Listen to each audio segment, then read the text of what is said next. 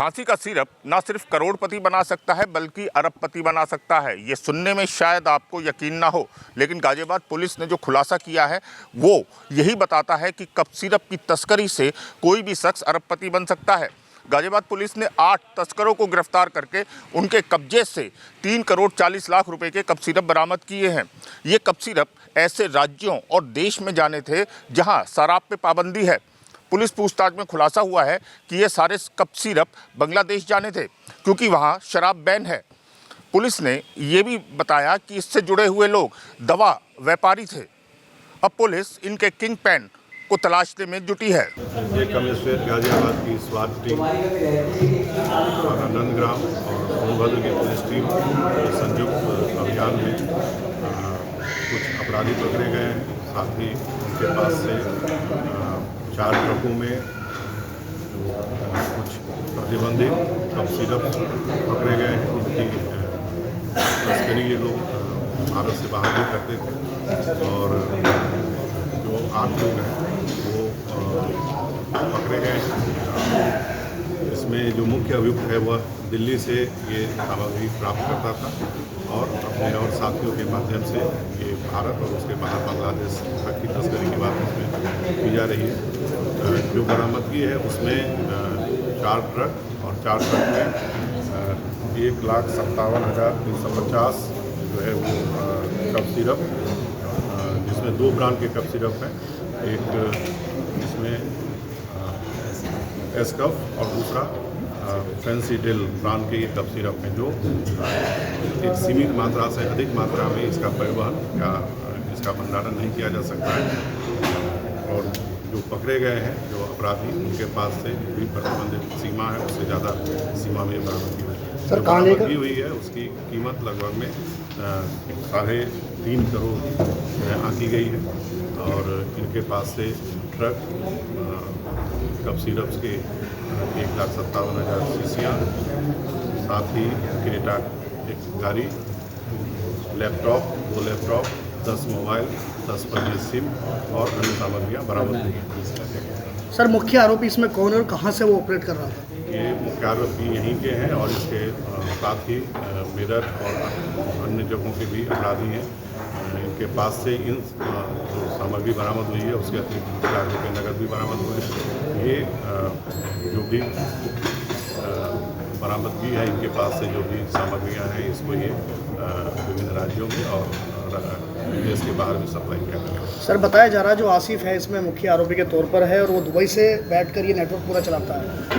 देखिए, अभी ये बरामदगी हमारी टीम ने की है और मुकदमा दर्ज किया गया है। NDPS एक्ट के तहत है और विवेचना प्रचित की गई है। विवेचना के दौरान जो भी और फैक्ट्स आएंगे, जो भी और जानकारियाँ आएंगी, उसके बारे में आप लोगों को फिर अवगत कराया जाएगा। सर, अगर बात की जाए कि जहाँ पर शराब पाबंदी है वहाँ पर इस कफ सिरप को ले जाया जाता था, तो क्या इसमें बिहार, गुजरात, मिजोरम जैसे राज्य शामिल हैं? प्रारंभिक स्तर पर इसकी संभावना है कि क्योंकि बांग्लादेश का रूट बिहार से होते हुए जाता है, तो वहाँ पर भी ये जो है खपाते होंगे। साथ ही अभी और पूछताछ में हम लोग जो है जानकारी प्राप्त करेंगे कि और कहाँ ये हो सकता है। सर, सोनभद्र पुलिस का क्या रोल है इसमें? कुछ दिन पहले आप लोगों को पता होगा कि सोनभद्र में भी इस तरह की बरामदगी हुई थी और उसमें जो पकड़े गए थे उनके पूछताछ के दौरान उनको कुछ यहाँ का इनपुट मिला था कि जो सप्लाई होता है वो इधर से ही होता है। उसी इनपुट पर हमारी स्वास्थ्य टीम, हमारी नंदग्राम पुलिस की टीम और सोनभद्र पुलिस की टीम ने जो है वर्क किया और इस घटना को जो है का अनावरण किया।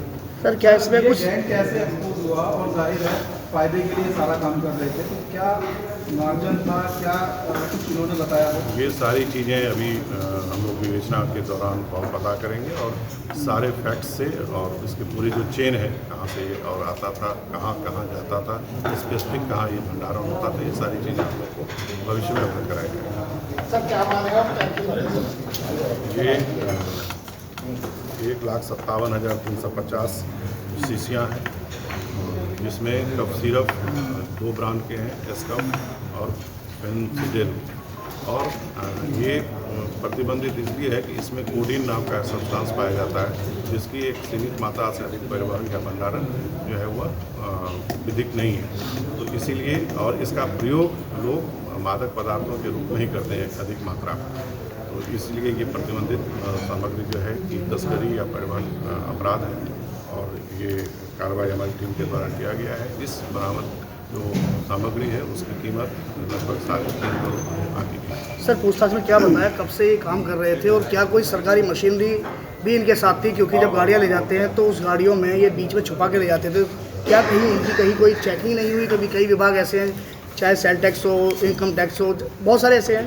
देखिए ये चूँकि प्रतिबंधित सामग्री है और ये तस्करी के रूप में ही ये अपराध करते थे, इसलिए छुपा के ले जाने की बात सही है कि ये ट्रकों में जैसे जो ट्रक बरामद हुआ है वह ट्रक की जो बुकिंग है वह चूना ले जाने के लिए की गई है, जबकि इसमें उसी बोरों के बीच में ये सामग्रियाँ थी। तो इनके द्वारा ये गलत गतिविधियाँ की जा रही थी। जो आपने सवाल पूछे हैं उसके बारे में हमारी विवेचना प्रचलित है और शीघ्र ही हम सारे फैक्ट्स ज्ञात करके आप लोगों को भी जानकारी देंगे। सर फैक्ट्री में खुद निर्माण करते थे या किसी से करवाते थे? ये सारी चीज़ें आपको भविष्य में पूरी जानकारी प्राप्त करने के बाद और साक्ष्यों के फॉलो करना पड़ेगा करने के बाद आपको अवगत करेंगे।